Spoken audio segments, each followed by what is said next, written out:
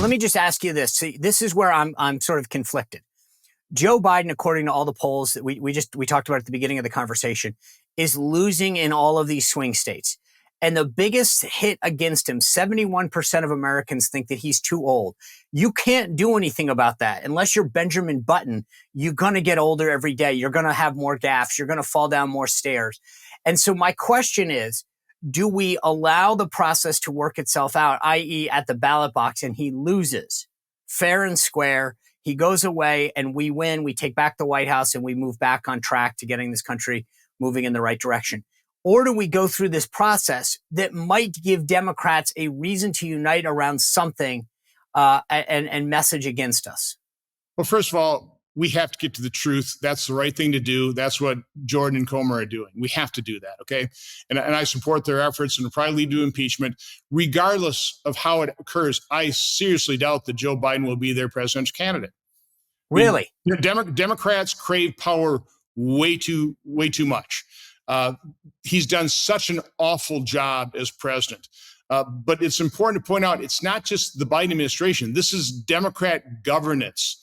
So the public can't let the Democrats skate from their awful policies by just letting them throw Biden over the rail. But that's what they're going to do. I really do not think we're going to see a rematch between Trump versus Biden. If it's Trump, it's going to be against somebody else. And so I think we ought to be looking at those polls. How does former President Trump stack up against a generic Democrat? Because I think that's what he's going to be facing. Well, it's funny you bring this up. I mean, that poll that came out this weekend shows that he beats Biden, obviously. He beats Harris, but he loses by 9 points to a generic Democrat. And I think you're right. This is what they're trying to send the smoke signals up, the bat signal, the putting it out. David Axelrod tweeting wasn't by mistake. They were all gathered in Chicago, all the Biden alums, the Obama alums for this 15-year reunion. They knew that no one would do that unless you were really trying to send a strong signal. So I think you're on to something, right? The question is, from a process standpoint, and this is something that I've really tried to talk about on the show, is that how does it then happen? And I think that's going to be the million-dollar question, because Kamala Harris, if Joe Biden gives up power, he wants to hand it to the first black woman. My whole theory was that he always thought that he'd win re-election, quote unquote, and then step down and make her the first black woman. I don't think that can happen anymore. The question now becomes, if she's not viable, she's not just going to roll over and say, okay, Gavin Newsom, you're a white dude from California, it's yours. Who do the Dems turn to?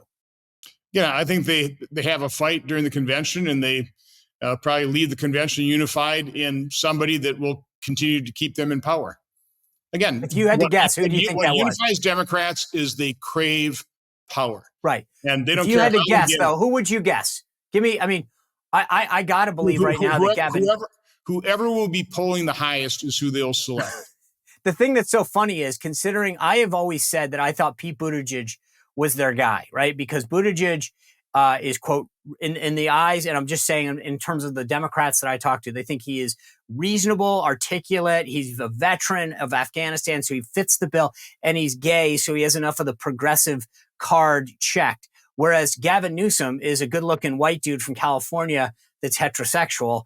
And that's where I think that's the flaw there, is they would rather have Gavin Newsom campaigning, but they know that goes against all of the progressive vibes that are there. Sean, it'll be whoever is polling the best and has the best chance of beating whoever the Republican candidate is. That's who they'll select. Yeah. Before we go, I want to talk to you a little bit about what's going on in America on these college campuses. I keep telling people I'm shocked, and then people say, I can't believe you're shocked, about where the Democratic Party is right now in terms of its support for Hamas. And the idea that these kids, that these demonstrations are happening in cities, that they're defacing monuments and vandalizing. It's like BLM all over again. But the people that they're supporting are killing people that they normally support, women and children. The people that they're supporting don't support liberal progressive causes, right? So they're out there campaigning and protesting on the side of people that are antithetical to causes that they support. And maybe that's where I'm just trying to apply logic to an illogical thing. Well, no, it makes perfect sense what's happened. I hope Americans' eyes are being opened to what has been happening on our campuses for decades. So the masterstroke of the left was when they took over our university systems in the 60s during the Vietnam War protests. Administrations capitulated, the radical left came in. So now they've had control of our university systems for decades. They control College of Education, journalism. They're graduating fewer teachers and more indoctrinators, which is what critical race theory is all about, the whole issue of transgenderism. They graduate advocates for the left, not journalists, so they can control our culture. And it's being revealed now in these protests that, they're disturbing. They're more than disturbing. I guess I'm not shocked by it at all. It was very predictable what was probably going to be happening here. And again, that is why the left is so successful. They have not only infiltrated our university system, they've infiltrated every institution of this country. Right. You look at the partisan actors in our federal agencies, whether we're talking about healthcare agencies, we're talking about the FBI, DOJ, the intelligence agencies. I mean, you have leftist partisan actors infiltrated through all these agencies. And you were in the Trump administration. Was President Trump ever able to get control of these agencies? I would argue not. I think the agencies were undermining him whenever they possibly could. So last question for you. Right now, the way my math works, West Virginia is a Republican pickup. I think Ohio's a Republican pickup with the Sherrod Brown seat. I think we've got a few others. Montana, that Tester seat, go Republicans' way. And then you've got Arizona, Pennsylvania on the potential list. Obviously, Wisconsin's got a race. But I think that you end up back in the majority again. Knowing what you just described just now, meaning that what we have seen with how these federal government agencies operate, et cetera, what changes do you want to make? And what are your priorities going to be if we get back in the majority? Well, all you have to do is really look at all the oversight letters I've been writing as chairman of this committee. And I'm laying the foundation for future investigations, future hearings if I become chairman of the permanent subcommittee investigation, where I'll have stronger subpoena authority than I had as chairman of the full committee. So you can pretty well, if you don't have to guess where my actions are going to go. I'm going to take a look at the corruption, the capture, for example, by big pharma of our federal health agencies, and how that undermined COVID policies and resulted in the mandates that were an assault on our freedom. Certainly I'll be looking into and building off now what Jim Jordan has done in terms of weaponization of the federal government.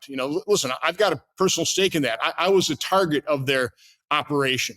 I want to get to the bottom of that. So there's, as I said, I'll be a mosquito in a nudist colony. It'll be a target-rich environment.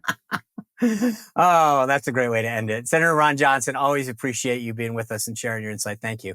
Have a great day. That was a really interesting conversation with Ron Johnson. We have a lot of politicians on the show, as you know. Ron Johnson doesn't mince words. He gets to the bottom of things. He applies and brings a common sense mentality to Washington, which is so needed. He does not always make the most friends because people don't like that. They want to go along to get along. They want to go on their trips and get their appropriation bills. Ron Johnson wants to get things done. He wants to get to the bottom of things.